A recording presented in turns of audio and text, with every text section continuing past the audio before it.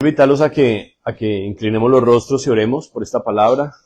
Señor Dios Todopoderoso, que estás en gloria, damos gracias por tu presencia, Señor. Agradecemos tanto, Señor, realmente eso, este tiempo, Señor, de refrigerio grande, Dios, grande, Señor. En tu presencia hay plenitud de gozo, delicias a tu diestra, Señor. Nuestra alma reposa en ti, Señor, en esta hora y estamos tan contentos, Señor, de que nos bendigas visitándonos, Dios. Pedimos ahora, Señor, que así como has estado en la alabanza, en tu palabra, Señor, te muevas con poder, Espíritu de Dios. Y que, Señor, uses a este siervo para que haya una palabra del cielo, que abras los oídos de los sordos, que, Señor, puedas hoy sanar corazones, que puedas abrir hoy mentes y que puedas hoy, Señor, cambiar nuestra manera de pensar. Necesitamos liberación, Señor, en estas áreas y pedimos tu intervención sobrenatural. Lo pedimos para tu gloria, Rey, en Cristo Jesús. Amén. Bueno, bendito sea el Señor. Vamos a continuar con el tema que empezamos el viernes pasado. Quiero darle la bienvenida a los hermanos que se conectan con la Iglesia de Colombia.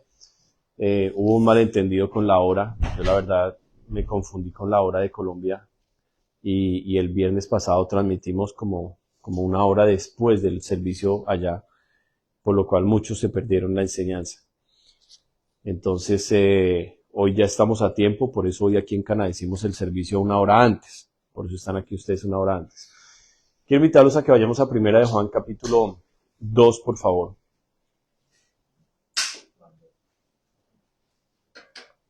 Primera carta de Juan, capítulo 2. Y vamos a comenzar leyendo en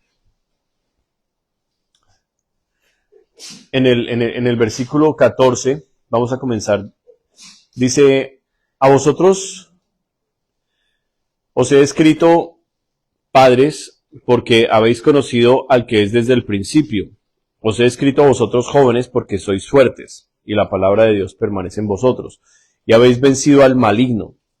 No améis al mundo, ni las cosas que están en el mundo. Si alguno ama al mundo, el amor del Padre no está en él. Porque todo lo que hay en el mundo, los deseos de la carne, los deseos de los ojos y la vanagloria de la vida, no proviene del Padre sino del mundo. Y el mundo pasa y sus deseos, pero el que hace la voluntad de Dios permanece para siempre. Amén. Estuvimos hablando el viernes pasado sobre el amor al mundo y hacíamos la concordancia de este texto con un texto de Mateo capítulo 4, donde Satanás tentó al Señor Jesucristo con estas mismas tres áreas, que son básicamente lo que enmarca el espíritu del mundo, que es los deseos de los ojos, los deseos de la carne y la vanagloria de la vida. Y vimos cómo Satanás quiere con esto traer al cristiano en una trampa para aprisionarlo, para poderlo controlar, para poder quitar de su vida todo lo que Dios le ha bendecido, lo que Dios ha llamado al cristiano a hacer. El enemigo utiliza mucho este espíritu del mundo. Ahora, si continuamos la lectura en la primera carta de Juan, en el versículo 18, vamos a entender por qué el Señor nos estaba advirtiendo del espíritu del mundo. Dice, hijitos, ya es el último tiempo, y según vosotros oísteis que el anticristo viene, así ahora han surgido muchos anticristos, por esto conocemos que es el último tiempo. Amén. Entonces, si continuamos la lectura, habla primero del espíritu del mundo y después habla del anticristo, pero habla del espíritu del anticristo, no de la persona como tal. La persona como tal del anticristo está especificada, sus detalles, sus características en diferentes textos de la Biblia. Solo los voy a mencionar a pesar de que hoy no lo vamos a estudiar, pero es bueno que ustedes tengan como un marco donde encontramos las descripciones del anticristo. Bueno, el hijo de iniquidad se encuentra en la segunda carta de Tesalonicenses, en el capítulo 1, capítulo 2, encontramos unas descripciones sobre el anticristo, la apostasía y después el hijo de maldad, el inicuo, cuyo advenimiento es de parte de Satanás, dice el apóstol Pablo. ¿Dónde más encontramos sobre el anticristo? En Apocalipsis capítulo 13 encontramos el anticristo y la marca de la bestia. ¿Dónde más encontramos sobre el anticristo? En el libro de Daniel. Daniel capítulo 11, Daniel capítulo 12, nos habla sobre el anticristo. Y así hay muchos otros textos regaditos en la Biblia donde nos dan características de cómo va a ser este personaje que es real. Es real. Su espíritu ya está sobre la tierra. Eso nos lo va a decir Apocalipsis capítulo 5, en donde se habla de los 7 sellos. Su espíritu, el engaño, el jinete del caballo blanco con un arco de gran alcance, el engaño, ese espíritu del anticristo ya está hoy sobre la tierra. Y básicamente, en la continuación de este tema, vamos hoy a explicar una parte que es muy importante para la iglesia cristiana. Y yo en esto quiero ser muy claro con la iglesia.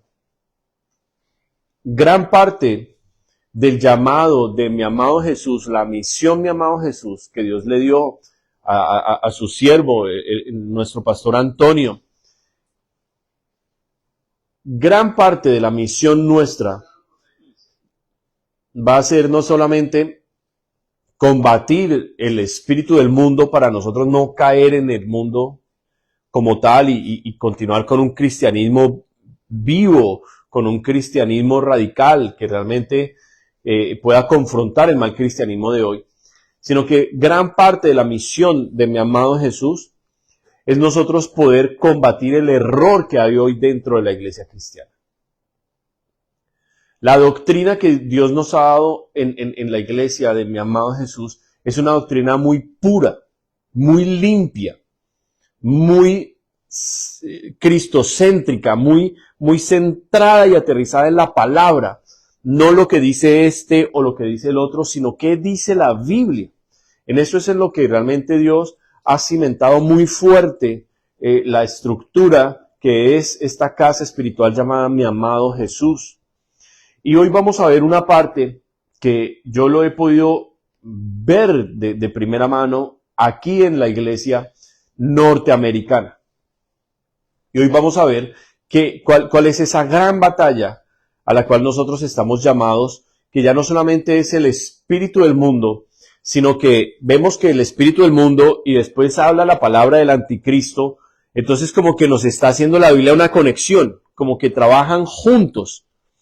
Y el espíritu del anticristo, que no es otra cosa más que el espíritu del error, el espíritu del engaño, el espíritu de la falsa profecía. Entonces vamos a ver cómo ese espíritu Dios lo ilustró perfectamente bien en el Antiguo Testamento, nos mostró cómo empezó y nos muestra cómo hay que combatirlo. Amén.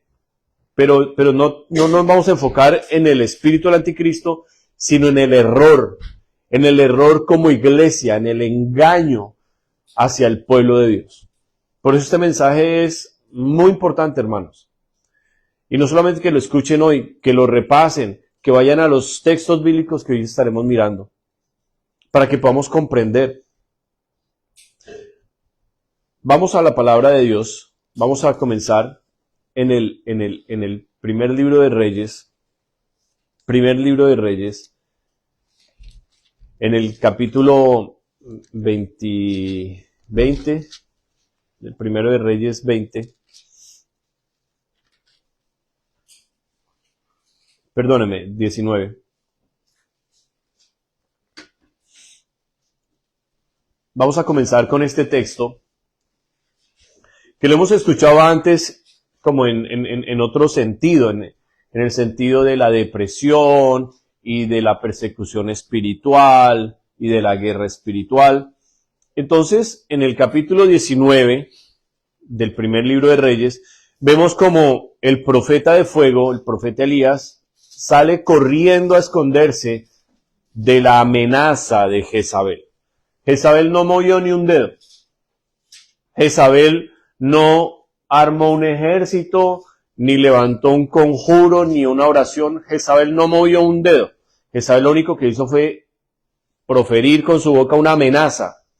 Y esa amenaza llegó a los oídos de Elías y fue suficiente para que él saliera a esconderse, a perderse. Después de una de las victorias más grandes que hay en la Biblia, porque este mismo Elías, en el capítulo 18, describe la Biblia cómo él se enfrenta a 850 profetas falsos. 450 profetas de Baal, 400 profetas de Acera. Los convoca a todos frente a todo Israel en el monte Carmelo y demuestra con hechos que todo lo que ellos hacen es mentira y engaño. Y mediante la manifestación del fuego de Dios a los ojos de todo el mundo, porque descendió fuego del cielo, que sobre el altar que Elías armó, consumió la ofrenda que Elías había traído. Y a los ojos de todo Israel quedó claro que el Dios verdadero era el Dios de Abraham, de Isaac y de Jacob. Que todo lo demás era una mentira, un engaño, era falso. Entonces, después de semejante victoria, se levanta la amenaza de Jezabel, que viene con retaliación, con venganza, pero solo de palabra, y con esto se llena de temor el corazón del siervo y sale a esconderse. Es en medio de esa situación en la que él huye y que está él ya en sus propias palabras deseando morirse. Es en medio de esa situación que comienza Dios a trabajar la destrucción de este culto falso, del error y el engaño que se había metido en su propio pueblo llamado Israel. Entonces, cuando Dios viene al rescate de Elías, versículo 14, él respondió: he sentido un vivo celo por Jehová, Dios de los ejércitos, porque los hijos de Israel han dejado tu pacto, han derribado tus altares y han matado a espada tus profetas. Y solo yo he quedado y me buscan para quitarme la vida. ¿Cuál es la respuesta que está dando Elías a Dios mismo? Porque Dios le dice: ¿qué haces aquí metido en esa cueva? Sal de ahí. Elías está diciendo: se acabó el culto a Dios. En su opinión, ya se acabó la obra, ¿verdad? Elías está dando un parte de derrota, está diciendo que Israel, el pueblo de Dios, dejó el pacto de Dios. Número 1, o sea, ya el pueblo apostató. Número 2, está diciendo: ellos derribaron tus altares. O sea, ya no hay alabanza, ya no hay adoración a Dios. Ellos se rebelaron, ellos se apartaron de ti. Número 3, está diciendo: los profetas que quedaban, los mataron a todos. Y dice Elías: solo yo quedé. En los versículos anteriores él está diciendo a él mismo, Elías le está diciendo a Dios: basta ya, Jehová, quítame la vida. Entonces, el parte del profeta a Dios mismo, que lo conoce todo, es un parte totalmente de derrota. Entendemos el estado en que está el siervo de Dios. A sus propios ojos no hay ya motivo alguno para seguir adelante. Sin embargo, Dios, que está en su trono y que tiene el control de todas las cosas, viene a decirle al profeta: eso que usted está diciendo es mentira, eso que usted está diciendo es el resultado, tal vez, de un momento difícil en su ministerio, en su vida, es el resultado de la opresión espiritual, que no era cualquier cosa, era una opresión espiritual violenta la que había sobre el profeta, pero Dios le está diciendo: eso que usted está diciendo es un error. Esto es apenas el inicio de un tiempo nuevo que voy a traer, dice Dios, o está sugiriendo Dios, porque no está escrito así tal cual. Un tiempo nuevo en el cual Dios va a destruir el culto falso y va a dejar únicamente lo verdadero sobre la tierra, sobre su pueblo. Amén. Un tiempo nuevo en el cual va a acabar con el error, el engaño, la mentira que se había metido en el pueblo de Dios. Entonces Dios le dice a Elías: tal vez tu ministerio a tus ojos se acabó. No. Te quedan 3 cosas más por hacer, Elías. Y Dios le da una orden clara. Y le dice, versículo 15. Y le dio Jehová, ve, vuélvete, Le dijo, sí, lo que pasa es que mi Biblia dice le dio. Se equivocaron aquí en esta Biblia. Creo que es le dijo.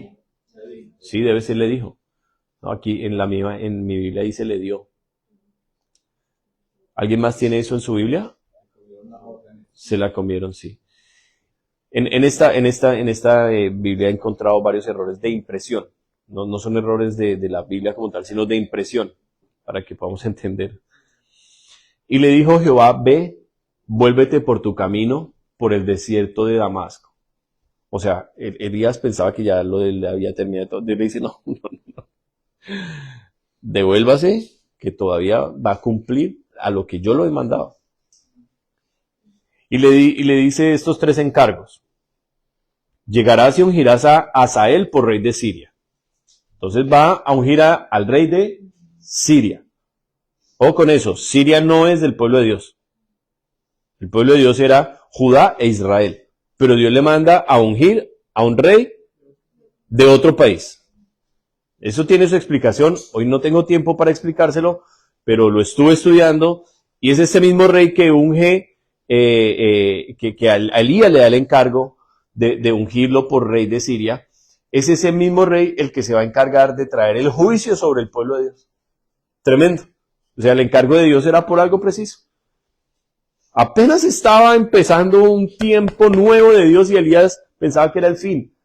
Imagínese esto cómo le sirve a uno para reflexionar, como un momento de duda, como un momento de incredulidad en la vida de uno, lo puede hacer pensar a uno que está acabado, derrotado, cuando apenas está empezando Dios con algo grandísimo. Esos son la clase de textos en la Biblia que nosotros tenemos que prestarle atención y llevar al corazón y decir, Dios mío, muéstrame qué incredulidad tengo, muéstrame estas dudas y lo que Satanás ha sembrado en mí de desconfianza, porque tú tienes cosas grandes que me has llamado, tú no mientes, tú no eres infiel, tú estás conmigo y resulta que yo me llené de pesimismo, de negativismo, de duda y ahora, mejor dicho, estoy que ya boto la toalla. Porque eso es lo que está diciendo aquí Elías. Soy el último que quedo y me buscan para quitarme la vida. O sea, Dios, mire, se acabó todo. No. Dios le dice, lo vas a ungir a Hazael por rey de Siria. A Jehu, hijo de Nimsi, ungirás por rey sobre Israel. Oh, viene un rey nuevo para Israel. A pesar de que Israel ya tenía rey, viene un rey nuevo. Y dice, y a Eliseo, hijo de Safat, de Abel Mehola, ungirás para que sea profeta en tu lugar. Entonces, Dios le da una misión, es un plan tremendo porque Dios, las estrategias de Dios son perfectas, por eso nosotros tenemos que estudiar mucha Biblia, porque Dios nos da planes perfectos, a Dios no se le escapa nada. Y entonces Dios dice, esto que usted va a hacer tiene un propósito. ¿Cuál propósito? Aquí está, versículo 17, dice, y el que escapare de la espada de Hazael, o sea, va a venir Siria con juicio, porque ya Dios a través de Elías había hablado juicio sobre la casa de este rey malvado, el esposo de Jezabel. Entonces Dios va a desatar juicio en ese rey que Elías mismo va a ungir. Él va a ser un instrumento de juicio para el pueblo. Y dice Dios, el que se le escape a ese, dice, Jehú lo matará. Entonces Dios va a usar a este, pero también va a usar a este. Y dice, y el que escapare de la espada de Jehú, Eliseo lo matará. O sea, Dios dice, de una o de otra forma, mi plan se va a completar. Diga amén. Porque ese es Dios. Si nosotros entendiéramos que nosotros solo somos una ficha diminuta en el plan de Dios, nuestra fe cambiaría. Cambiaría nuestra forma de orar, cambiaríamos el trabajo que tenemos, cambiaríamos los sueños estúpidos que tenemos, cambiaríamos 1000 cosas si entendiéramos que somos un granito pequeño en un plan gigantesco de un Dios ilimitado, de un Dios todopoderoso.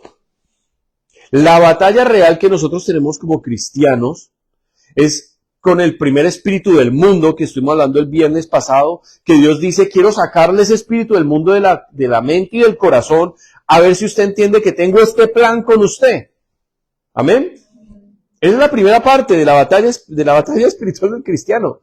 Sacar todo ese error y basura de su propia mente y corazón. Y ay, uno dice, ay, Dios mío, o sea que sí tenías un plan conmigo gigante. Dios dice, ay, hombre, pero desde el comienzo se lo he dicho, pero es que,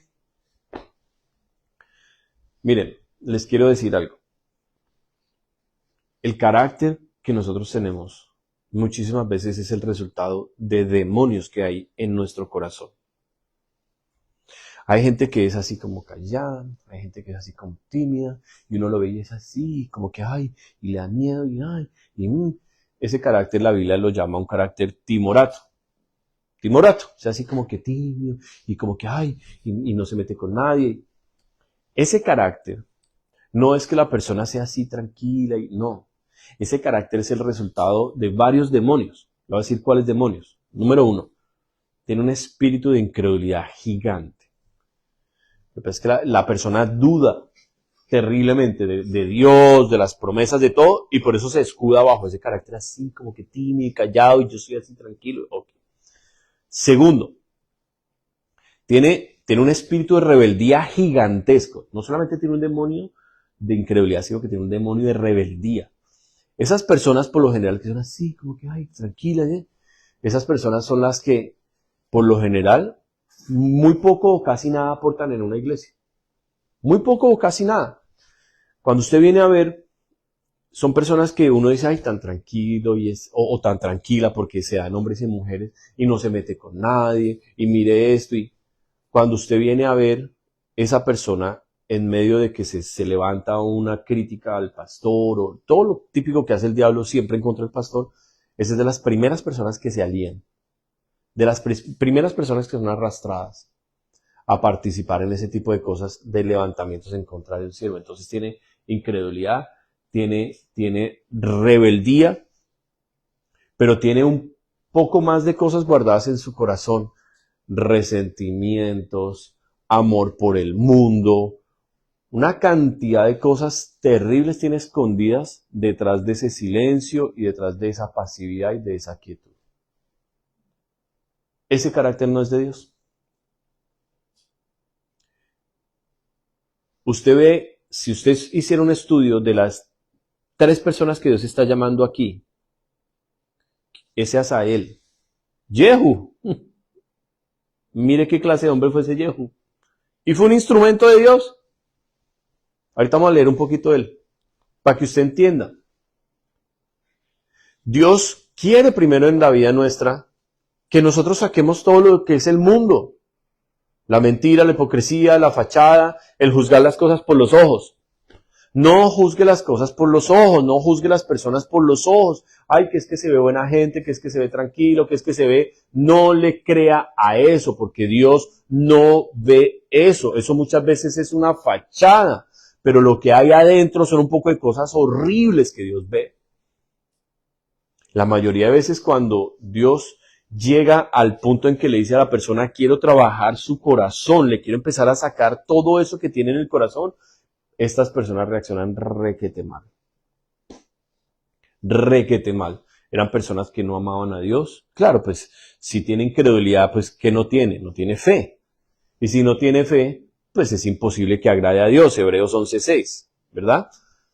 Una persona que no le interesa para nada agradar a Dios. Es una persona que agrada a los hombres. Es una persona que le gusta que los demás le digan cosas bonitas, que le aplaudan, que ay, que tan hermoso y que corrija a esa persona. A ver cómo le va. Mire, le va requete mal cuando usted corrige a una persona así. Requete mal. Entonces, Dios quiere sacar eso del corazón del cristiano y que el cristiano entienda que él tiene un propósito. Dios tiene un propósito con él o con ella y que hay un plan gigante sobre el universo entero que Dios tiene en marcha y que en ese plan Dios ha salvado personas de todos los países, de todas las edades, de todas las clases, ha salvado para que entren en ese plan a trabajar en el plan. ¿Me entiende? No a quedarse de espectadores así mirando. Es por eso que yo siempre pongo en duda la conversión de una persona que uno le ve muy pocos frutos. Que uno dice, oiga, le pasaron 3 años en la iglesia y no mueve una silla. no da un diezmo, no da una ofrenda, no da una primicia. Esos son frutos. Casi nunca lo veo uno metido en una administración o metida en una administración.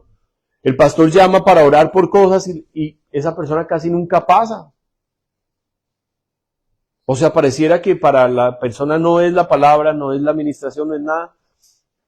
Uno ve gente que uno hace el llamado y son los que más pasan y pasan al altar.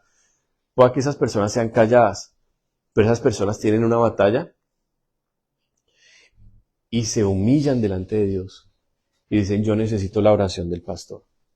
Yo necesito que ore por mí, yo necesito que ese hombre que es de Dios, que yo sé que ese es un hombre de Dios, y Dios lo acaba de usar para hablarme lo que estoy sintiendo, yo necesito que ese hombre me ponga una mano y yo sé que Dios lo va a usar. Eso a Dios le agrada. Más que el que se queda en la silla así tranquilo, diciendo yo estoy bien, yo no necesito la oración. Si usted no la necesita y no hace parte del llamado, no hay problema, quédese sentado. Pero Dios todo el tiempo nos está hablando y las primeras etapas del cristiano son de mucha liberación. Y en la imposición de manos, que fue un rudimento que aprendimos aquí en la iglesia, Dios se mueve. Amén.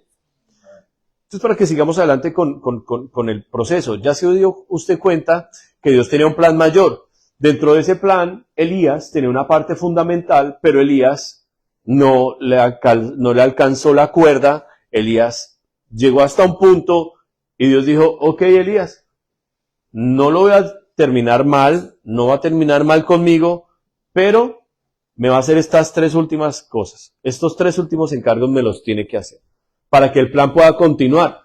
Porque la salvación de Israel no dependía de Elías. ¿De quién venía la salvación? Y Dios le monta un reemplazo a Elías para que no creamos que somos indispensables. Ninguno somos indispensables en la obra de Dios. Dígame. Por eso si Dios me llama a usarme es un grandísimo privilegio, hermanos. Es un privilegio gigantesco que Dios me llame a servirle, a trabajar. ¿Por qué? Porque en un plan tan gigante como este, mi nombre va a quedar registrado en los cielos para siempre, que Dios me usó en una parte esencial dentro de un propósito que había en una tierra, en una época. Todo eso queda grabado en los libros de los cielos, hermanos. Libros de memoria. Y qué bueno que nuestro nombre quede ahí con muy buenas cosas. De hecho, le quiero decir, pues también enseñarle algo ahí. Cuando uno está en cosas que necesita especiales de parte de Dios, y que uno está así como que, uno le dice, Señor, mira que yo soy el que tal cosa. Yo he dado todo, Señor, por esto. No que uno le esté echando en cara. Si uno le dice, Padre, acuérdate, mira todo esto, ayúdame en esto, por favor. Ayúdame, Señor. Y Dios mira, esa escena está escrita muy bonita en el libro de Esther. Cuando al rey al rey Asuero se le fue el sueño. Y dijo, tráigame los libros de memoria del rey. Y le trajeron los libros y le hablaron de Mardoqueo.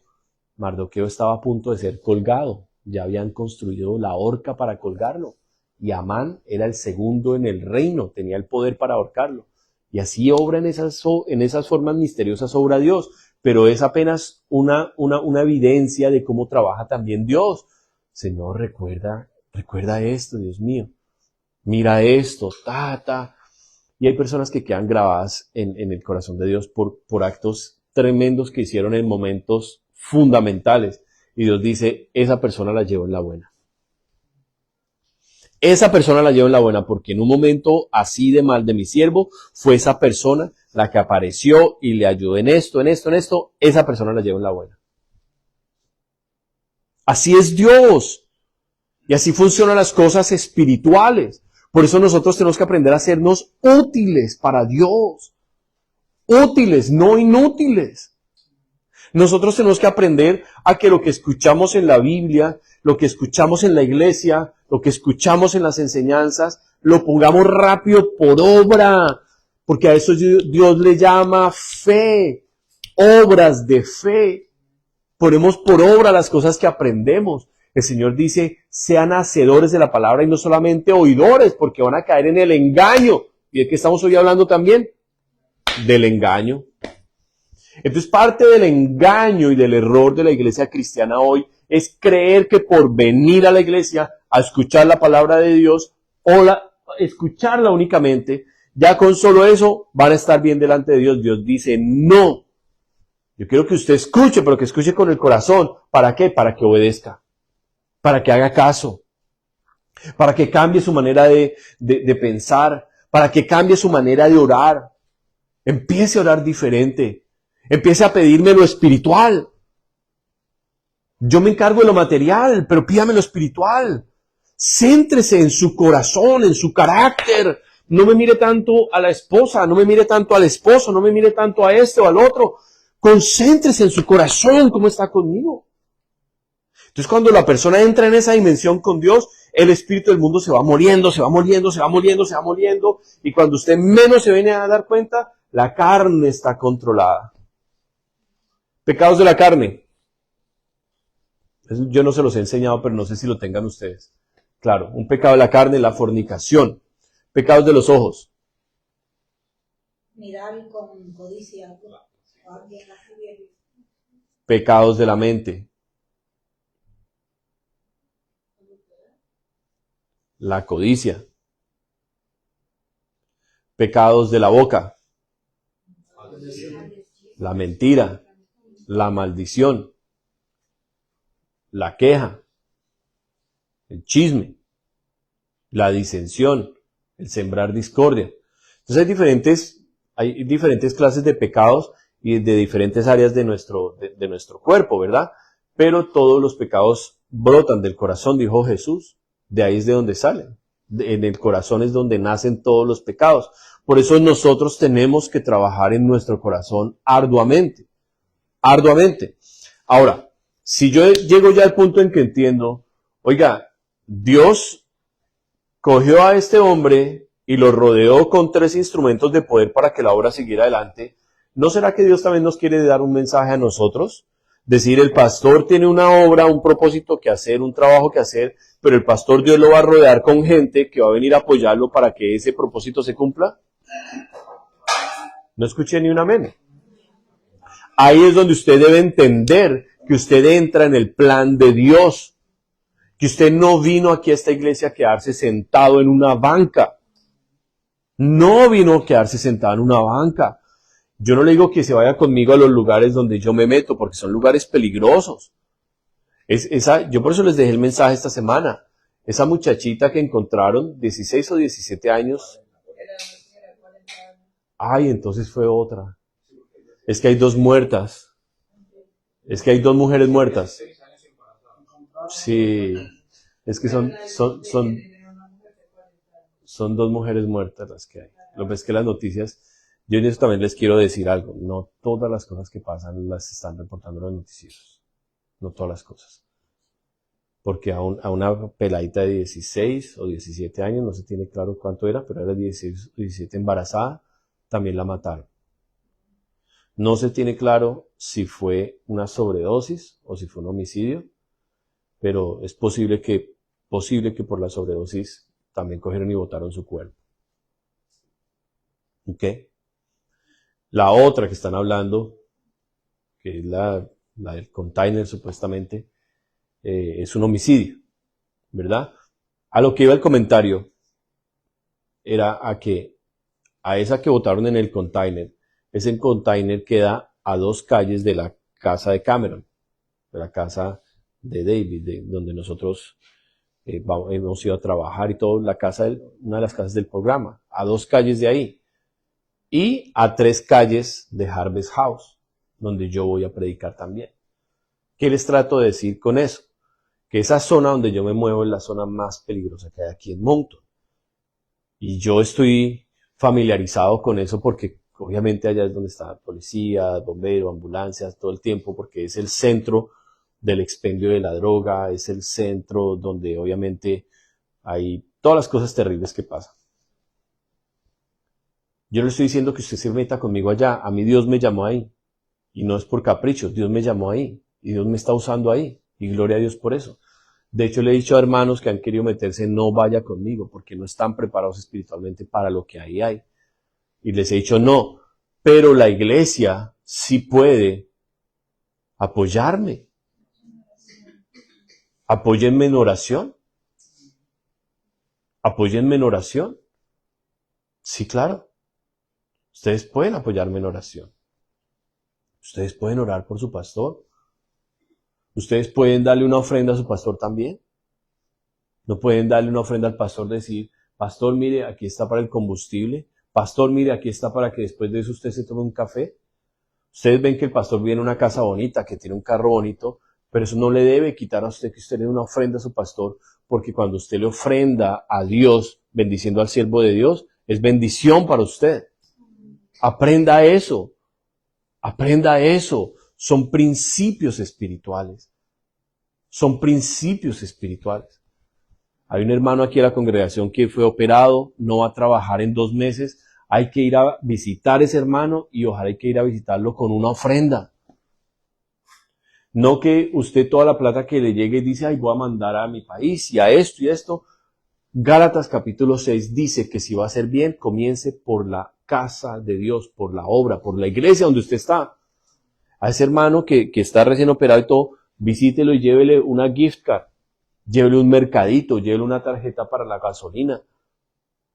Porque cada vez que usted hace eso, usted está sembrando en el reino de los cielos. Y a Dios le agrada porque Dios ama al que da con alegría. Amén. Le estoy enseñando principios inteligentes de sabiduría que la palabra de Dios nos da. Entonces, volviendo al tema para que lo cerremos. Dios levanta estos 3 instrumentos. De esos 3, del que más nos habla la Biblia es de Eliseo y de Jehu. Las hazañas que ambos hicieron. Eliseo como profeta, Jehu como rey de Israel, pero sobre todo como guerrero. Él fue un instrumento, una espada en las manos de Dios tremenda, tremenda y muy eficaz en lo que Dios lo llamó a hacer. Entonces hoy no vamos a hablar de Eliseo. Hoy vamos a cerrar con Jehu para que podamos entender lo que mencioné al comienzo del servicio. Ya Dios me quiere sacar el mundo de la mente, del corazón, ya estoy preparado y ya entiendo, ay Dios mío, yo voy a ser un instrumento en las manos de Dios. Amén. El Señor me va a usar en algo me va a usar Dios, pero Dios me va a usar. Diga amén. Ahora, ¿cuál es el plan mayor de Dios en el cual yo voy a ser usado? Va a ser este en el que entró Jehu, pero es un ejemplo de que Jehu llegó hasta un punto y le faltó y no logró lo demás. Póngale cuidado. Vaya conmigo al segundo libro de Reyes, en el capítulo 10.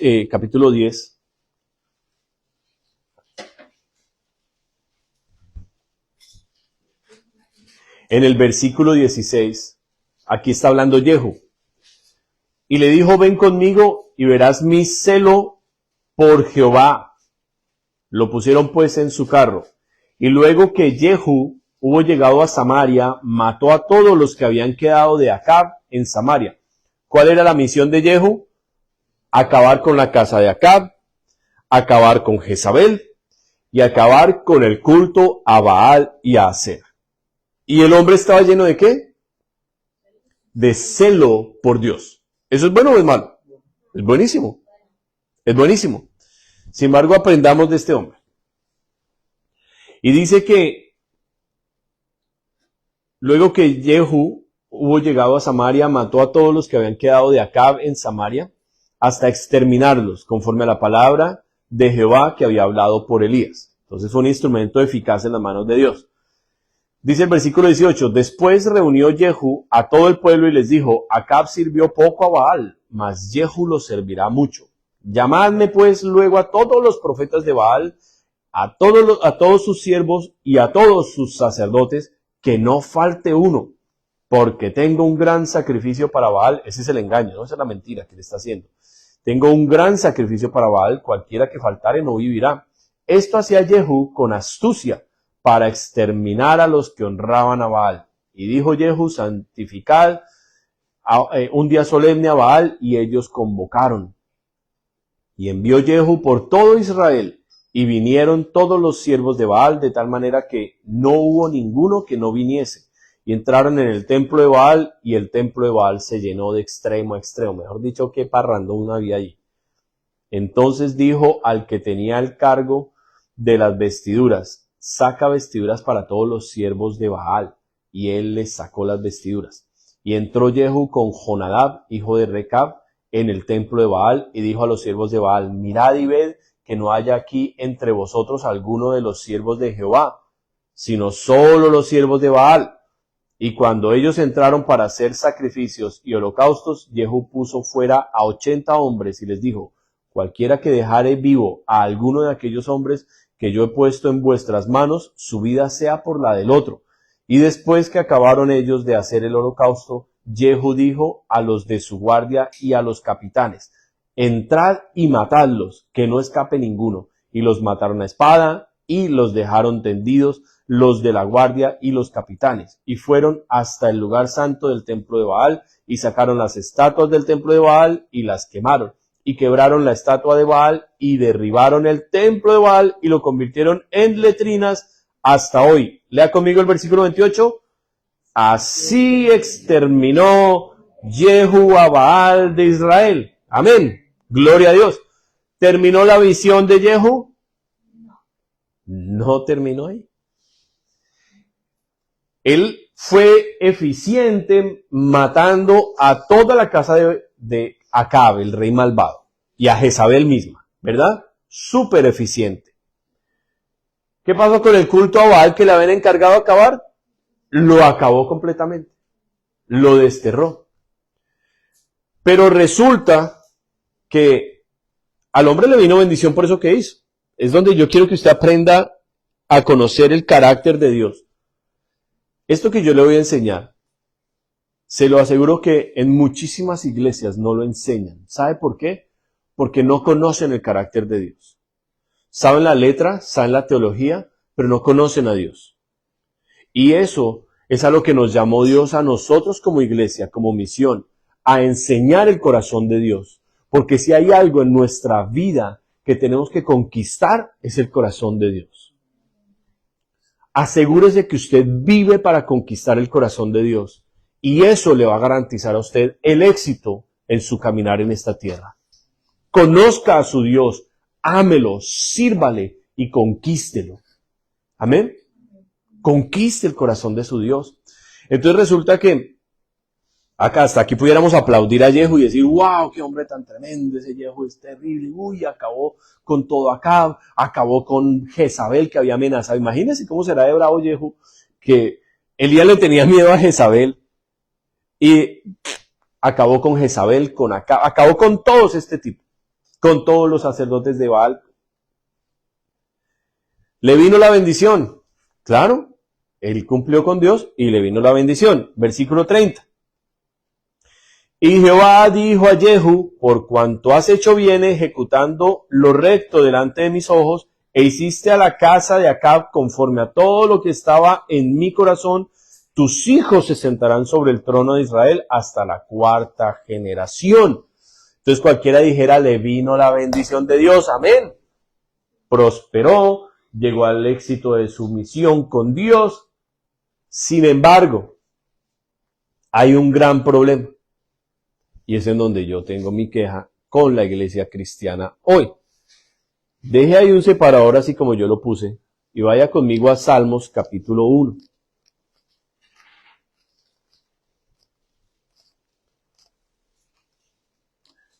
¿Cuál es el problema de la iglesia cristiana hoy, pastor? Este problema. Bienaventurado el varón que no anduvo en consejo de malos, ni estuvo en camino de pecadores, ni en silla de escarnecedores se ha sentado, sino que en la ley de Jehová está su delicia. ¿Cuál es el mayor problema de la iglesia cristiana hoy? Que la palabra de Dios no es su delicia, no es su deleite, no disfrutan leer la Biblia, no sacan todas estas cosas de la misma palabra, son tesoros que hay para uno encerrado. Cuando uno ama a Dios, ama la Biblia. Pero no tienen en la ley de Dios su delicia. ¿Dónde está su delicia? En las redes sociales, en la familia, en el trabajo, en la codicia de las cosas. ¿Qué significa eso? Que no han sacado el mundo de su corazón, de su mente no ha salido el mundo. ¿Va a poder entrar en el plan de Dios y ser usado por Dios en el plan de Dios? ¿Le puede pasar? Puede ser usado como Jehu. Acabamos de ver el ejemplo. Jehu fue usado por Dios. Sin embargo, le dije que pusiera un separador. Mire lo que dice el versículo 29. Con todo eso, Jehu no se apartó de los pecados de Jeroboam, hijo de Nabat, que hizo pecar a Israel y dejó en pie los becerros de oro que estaban en Betel y en Dan. ¡Ay, qué problema! ¿Cuál era el problema de Jehu?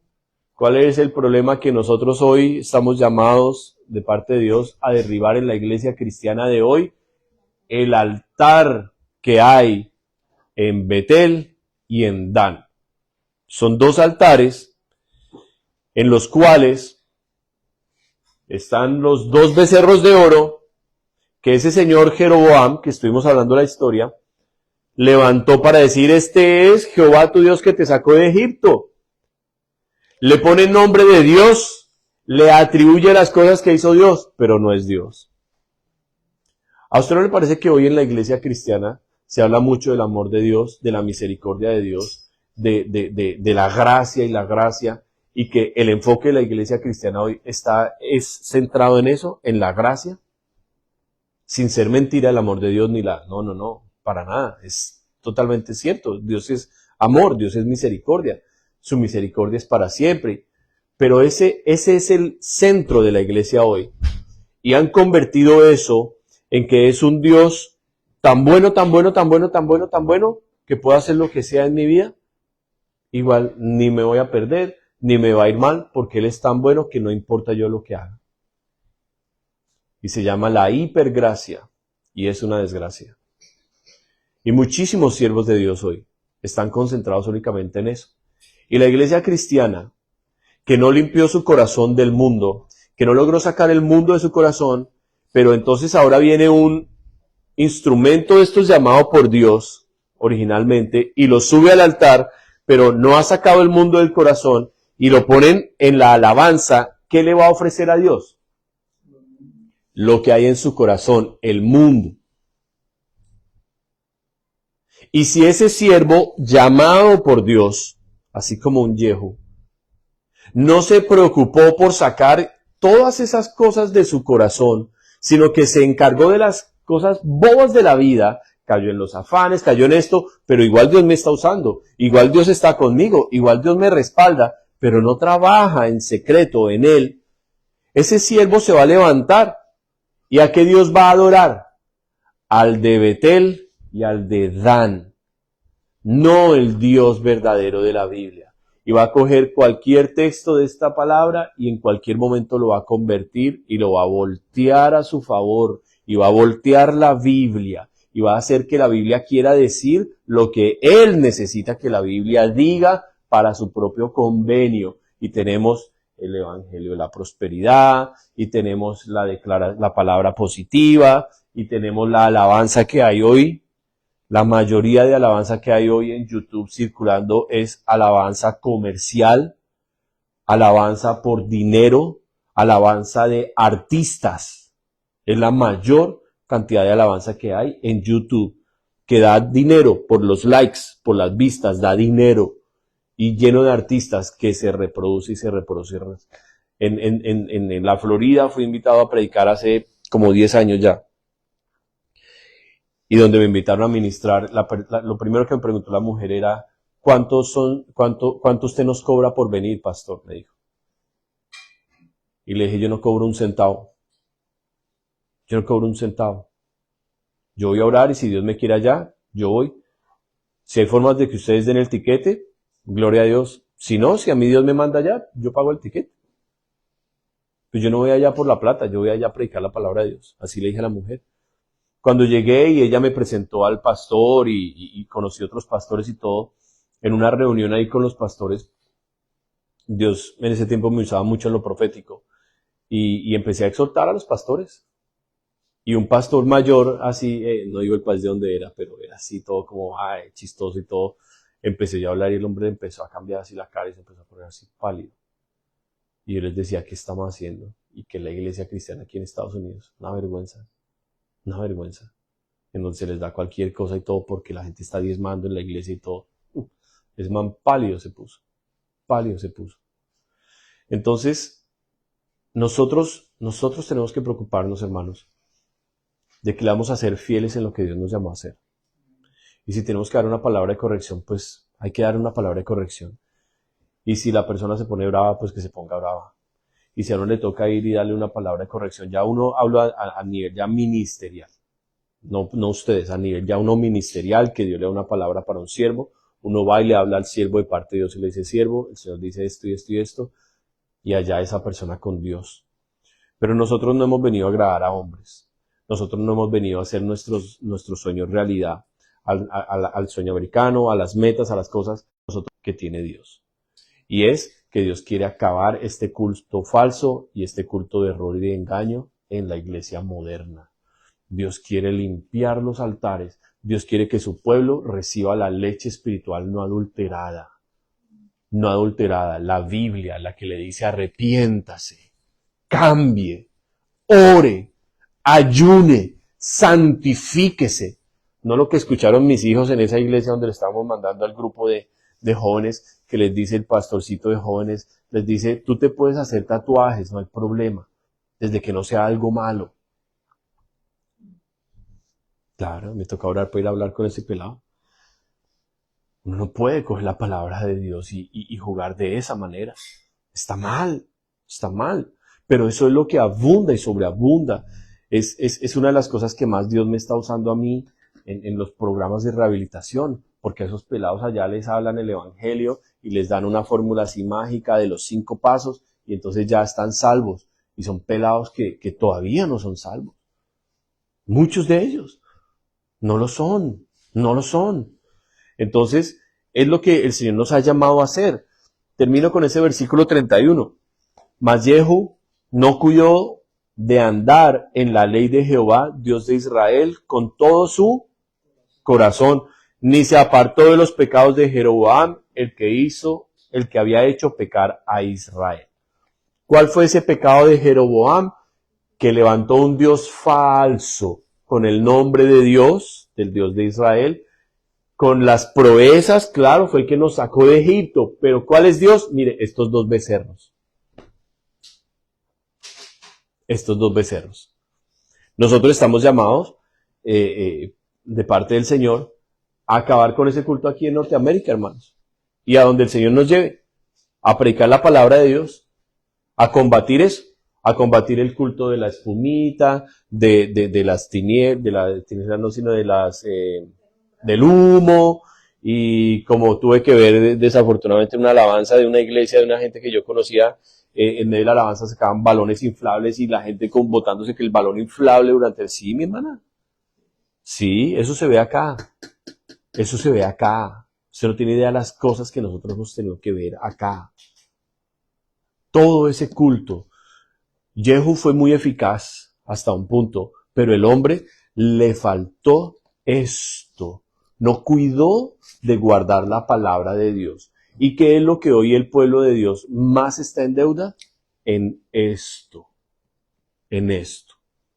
Hoy el cristiano promedio, la mayoría, lo menos que hace es leer Biblia. Lo menos que hace. ¿Escucha pura alabanza de YouTube? ¿Sí? Sí, claro. Usted llega a la casa de una familia cristiana y tienen el YouTube, la lista de reproducción todo el día.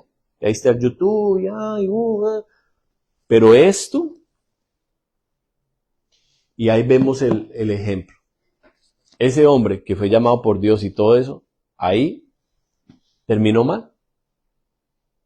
Mal con Dios. Sus hijos reinaron y gobernaron, sí, hasta la 4ª generación le dijo Dios. ¿Por qué? Porque ese man no era de corazón recto para con Dios. El hombre no quiso meterse de verdad con Dios, no quiso escudriñar la palabra, cometió errores, y de esos ejemplos está llena la Biblia. Amén. Dios nos llamó a escudriñar las Escrituras. Jesús mismo nos dijo, en Juan 5:28, si no estoy mal, o 29, escudriñar las Escrituras, Juan 5:39. Escudriñad las Escrituras.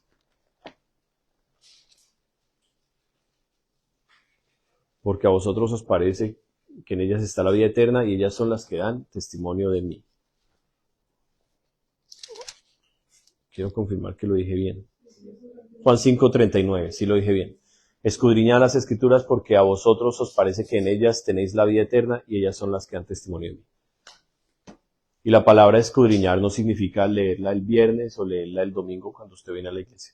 Significa estudiar, meditar, sentarse usted a pensar, a decir, uy, esos 3 hombres que Dios llamó con Elías, este era para esto, este era para esto, este era para esto otro, que hicieron los 3, cumplieron, eso.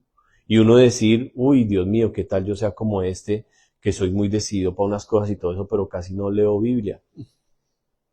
Claro, le estoy abriendo una puerta al diablo gigante, gigante, porque cuando menos me vengo a dar cuenta, estoy haciendo cosas a mi propia manera. ¿Qué le pasó a David?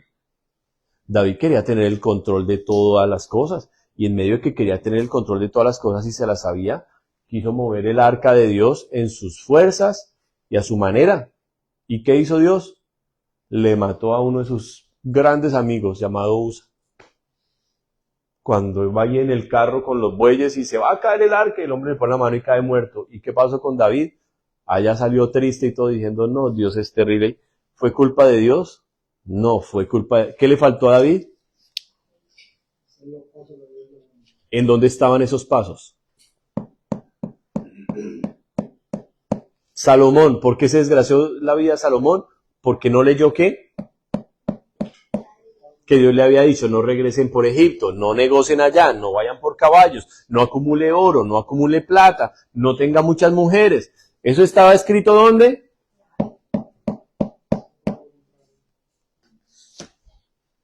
¿Y usted no cree que Dios está lleno de todas esas advertencias para su vida, para que usted le vaya bien en el plan que Dios tiene con usted? Porque el final de nuestro camino, ¿sabe cuál es? ¿Sabe cuál es el final de nuestro camino? Eso está en Mateo capítulo 25, en donde Jesús llama a su iglesia y le dice, venga para acá,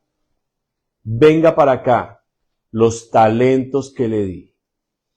Usted era muy bueno en esto, usted era muy bueno en esto, usted era muy bueno en esto, venga a ver. Y mira, cuánto le di y cuánto usted me trajo de vuelta. Bien, buen siervo fiel, en lo poco me fuiste fiel, en lo mucho te pondré.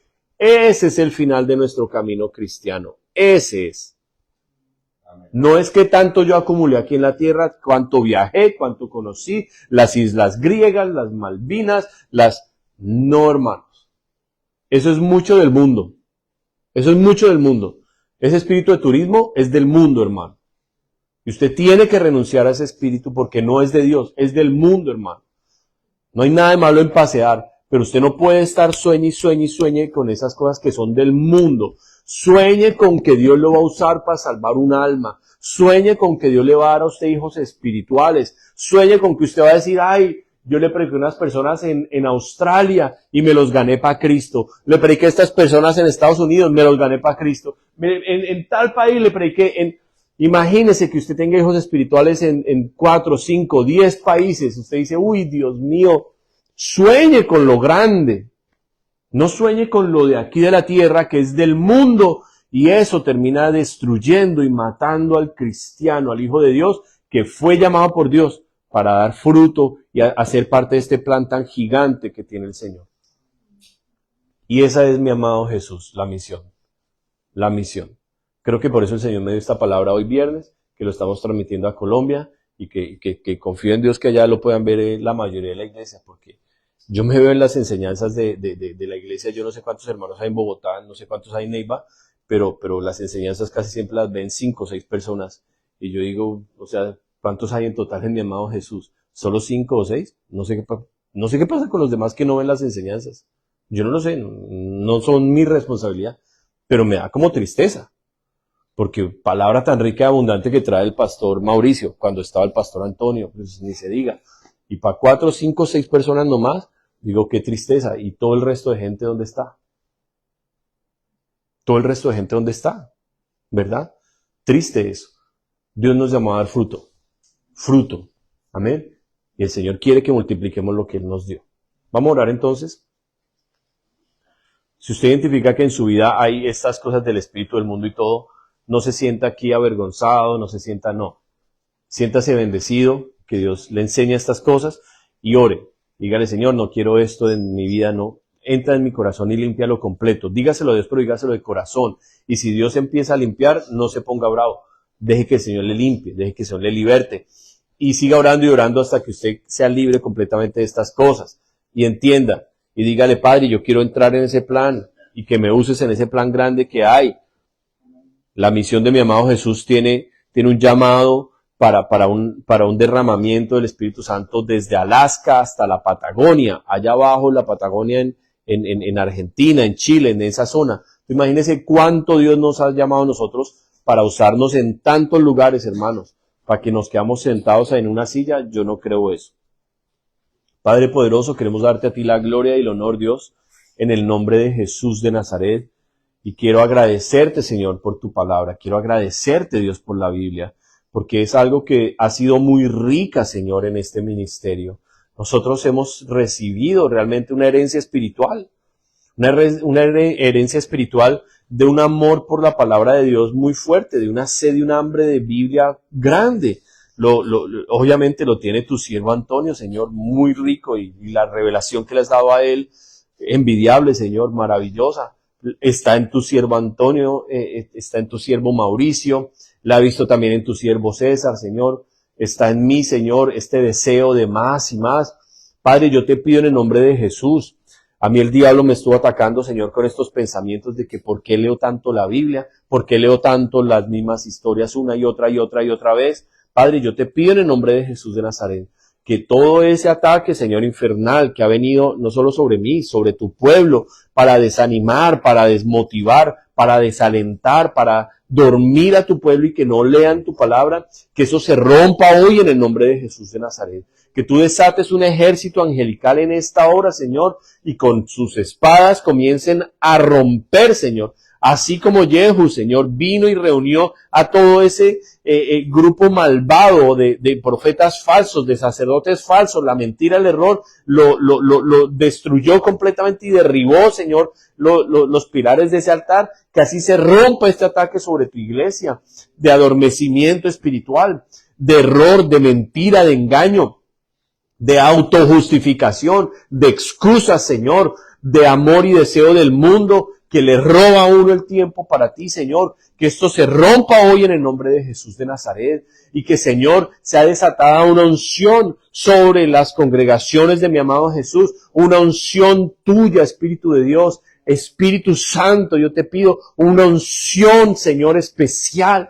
Que llegue, Señor, con refrigerio, que llegue, Señor, con fuerza nueva, con aliento, con esperanza, con amor y pasión por ti, a cada corazón, a cada vida, Señor, que está hoy conectada, que está hoy aquí presente. Padre, los que vean el video, que se puedan, Señor, meter en este río de gloria tuya, Padre, y ser avivado, y ser levantados, ser abiertos los ojos espirituales de todo aquel que ha estado ciego, ser abiertos, destapados los oídos espirituales de todo aquel que ha estado, Señor, sordo, que sea desatada la lengua de los mudos, que no han podido orar, Señor, que sean sanados, Señor, los pies de aquellos que no han podido levantarse a predicar tu palabra, a llevar el evangelio de la paz, Señor, en el nombre de Jesús de Nazaret, una unción que rompa, Señor, toda atadura en las manos que no han querido dar con liberalidad, que se rompa, Señor, en esta iglesia la tacañería, que se rompa en esta iglesia, Señor, el ser corto y medido para tus cosas, que todo lo contrario sea una característica como está en nosotros los siervos, Señor, esté sobre todo el cuerpo la liberalidad, Señor, en el nombre de Jesús de Nazaret. Desátalo, Señor, la liberalidad, el amor, la honra por sus siervos, por sus pastores, el amor, el respeto por aquellos que tú has llamado como vasos de gloria, Señor, vasos de honra, Señor, para derramar tu espíritu, Señor. Que todo este pueblo, Señor, se una alrededor de la obra, de la misión que tú has llamado a hacer, Señor. En el nombre de Jesús de Nazaret, desata tu bendición grande, Padre. Tú quieres bendecir a nuestros niños. Tú quieres que nuestros niños sean parte de esta generación, Señor, que va a cambiar, Señor. Yo meditaba en esas cosas hoy. ¿Por qué tu siervo Mauricio ha invertido tanto, Señor, en sus hijos? Astrid, Señor, nosotros, José, César. ¿Por qué, Señor, hemos invertido tanto, Señor, en nuestros hijos? Porque tú has puesto eso en nuestros corazones, porque de ellos vas a levantar, Señor, una generación tremenda para los últimos tiempos en este planeta, Señor. Y estos niños, Señor, van a salir gigantes espirituales de entre estos niños, en el nombre de Jesucristo. Yo creo eso, Señor. Yo creo eso, Señor, de ellos. Veremos, Señor, levantarse un Emilio, Señor. Veremos levantarse un Emanuel, Señor, un Josué, un Dani, una Isabela, una Grace, Señor, un Joseph, una Gabriela, Señor, una Susana, y todos, Señor, un Juan Diego, todos, Señor, los de mi hermano César, todos, Señor, los niños de esta congregación, levantarse como unos siervos poderosos, Dios, en tus manos, en el nombre de Jesús de Nazaret. Desata una bendición especial, Señor. Y que vengan muchos más niños en esta iglesia, muchísimos más. Que venga un tiempo de fertilidad, Señor, en esta iglesia, donde nazcan muchos más niños, Dios, en el nombre de Jesús de Nazaret. Muchos más, Señor, en el nombre de Jesucristo. Instrumentos de poder en tus manos, Dios. Gracias, Padre. En autoridad, Señor, ato todo espíritu de retaliación y de venganza y toda furia de las tinieblas y la envío al abismo, en el nombre de Jesús de Nazaret. Todo espíritu de accidente, de muerte, de enfermedad, de tragedia, de desgracia, es atado y enviado al abismo en el nombre de Jesucristo. Todo espíritu ladrón, todo espíritu de robo, de homicidio, es atado y enviado al abismo en el nombre de Jesús de Nazaret. Y bendecimos a tus siervos, bendecimos a tu siervo Antonio, bendecimos, Señor, a ese vaso de honra, Señor, orando por su sanidad. A tu siervo Mauricio, Señor, a tu sierva Astrid, tu sierva María Paula, a tu siervo César, Señor, a su esposa Nuri, Señor, también Yuri, Señor, a mi vida, a mi esposa Lorena, Señor, en el nombre de Jesús. Levántanos con poder, Padre. Gracias, Dios. En unidad, Señor, levántanos a todos. Te amamos mucho, Espíritu Santo, quedamos listos, contentos y bien bendecidos para el resto de fin de semana, Señor. A ti, Señor, sea la gloria y honra en Cristo Jesús. Amén y amén. Bendiciones a todos mis hermanos, un saludo especial.